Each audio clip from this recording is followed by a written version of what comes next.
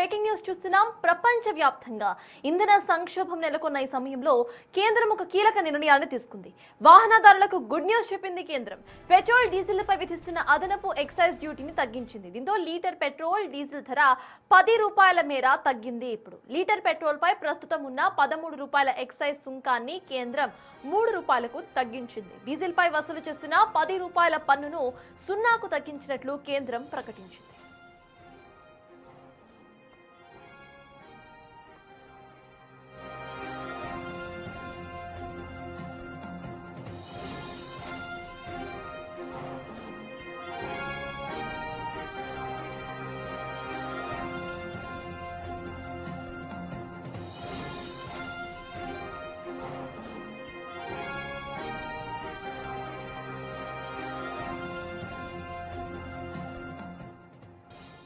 ఇదే అంశంపై పూర్తి డీటెయిల్స్ మా ప్రతినిధి శివ అందించడానికి సిద్ధంగా ఉన్నారు. శివ, చెప్పండి, డ్యూటీస్ ను తగ్గించినట్టుగా తెలుస్తోంది. సో 10 రూపాయలు ఇటు పెట్రోల్ పై ధర సైతం తగ్గబోతున్నట్టు తెలుస్తోంది. దీని కారణంగా అయినా ఆ పానిక్ బయింగ్ ఏదైతే ఉందో అది తగ్గుతుంది అనుకోవచ్చా? అండ్ ఈ మూవ్ వెనకున్న స్టాటిక్స్ ఏంటి అనుకోవాలి, అప్డేట్స్ ఏంటి శివ?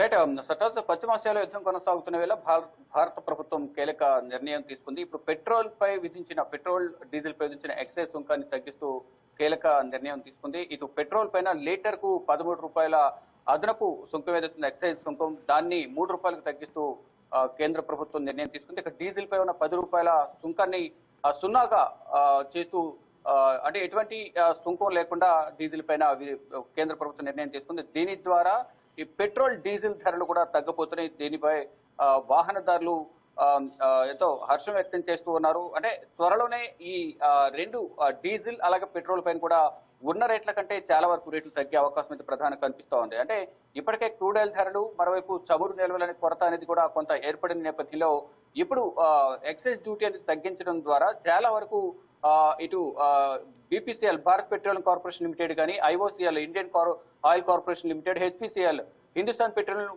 కార్పొరేషన్ లిమిటెడ్ వీరందరూ కూడా భారీగా లాభపడే అవకాశం కనిపిస్తుంది. మరోవైపు వారికి సంబంధించిన స్టాక్స్ ఏవైతే ఉన్నాయో ఆ స్టాక్స్ కూడా భారీగా లాభాల వైపు పయనించే అవకాశం ఉందని కూడా స్టాక్ మార్కెట్ నిపుణులు చెప్తున్నారు.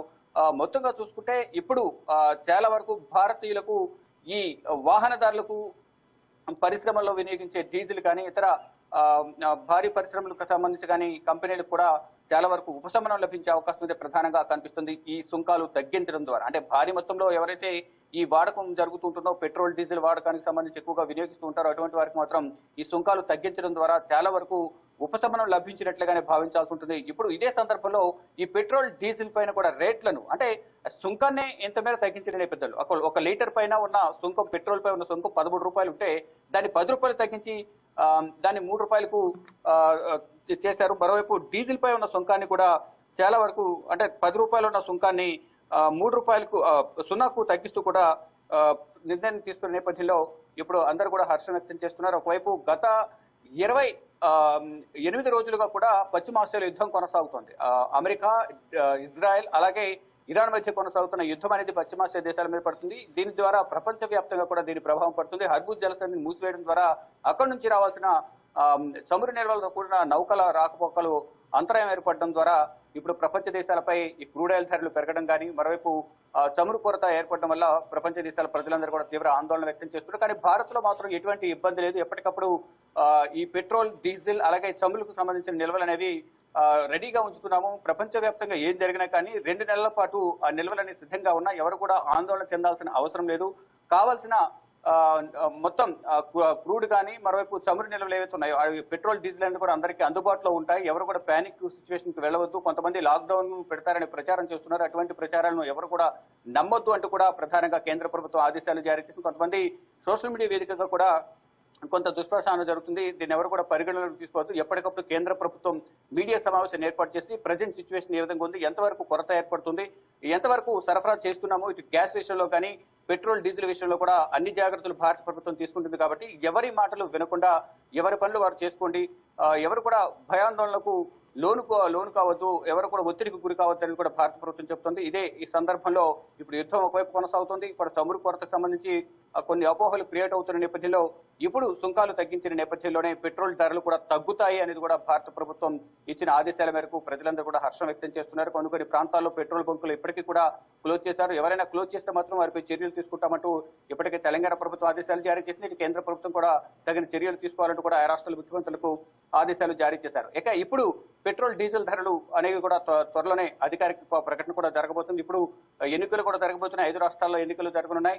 ఇక దేని ఉద్దేశించి ఇప్పుడు ఈ ఎక్సైజ్ సుంకాన్ని తగ్గించింది అనేది ప్రతిపక్ష పార్టీలు కూడా కొన్ని విమర్శలు చేస్తుంది. ఏదేమైనప్పటికీ కూడా సామాన్య ప్రజలకు ఇదొక ఉపశమనంగానే భావించాల్సి ఉంటుందని కూడా ఒక వర్గం ప్రజలైతే కొంత హర్షం వ్యక్తం చేస్తున్నారు. ఇక ప్రజెంట్ సిచ్యువేషన్ లో మాత్రం ఈ బీపీసీఎల్ కానీ, హెచ్సిఎల్, ఐఓసీఎల్ ఈ 3 కంపెనీలకు సంబంధించిన స్టాకులు మాత్రం లాభాల పాట పట్టే అవకాశం ఉందనేది కూడా ఇటు స్టాక్ మార్కెట్ నిపుణులు భావిస్తూ ఉన్నారు.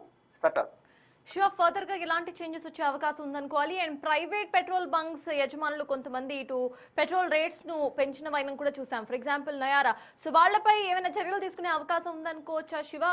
అండ్ ఇలాంటి ప్రైవేట్ డెసిషన్స్ తీసుకోవచ్చా?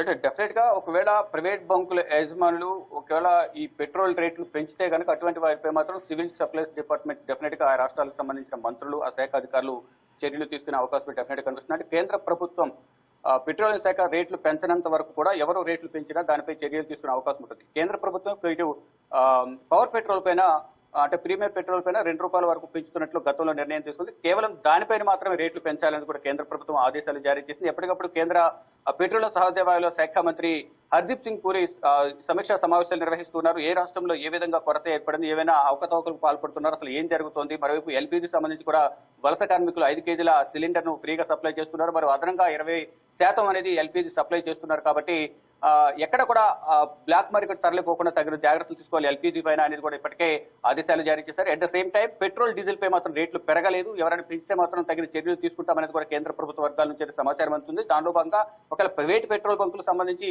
వారు ఏమైనా రేట్లు పెంచారు, ఎందుకు రేట్లు పెంచాల్సి వచ్చింది, ఎంతవరకు వారు పెట్రోల్ కొనుగోలు చేశారు, ఎంత రేటు పెంచారు అనేది ప్రధానంగా కొన్ని నివేదిక తీసుకుని దాంట్లో నిబంధనలు అతిక్రమిస్తే మాత్రం డెఫినెట్ గా చర్యలు తీసుకునే అవకాశం ఉంది అనేది కూడా కేంద్ర ప్రభుత్వ వర్గాల నుంచి అయితే సమాచారం అందుతుంది. సటర్. Thank you Shiva.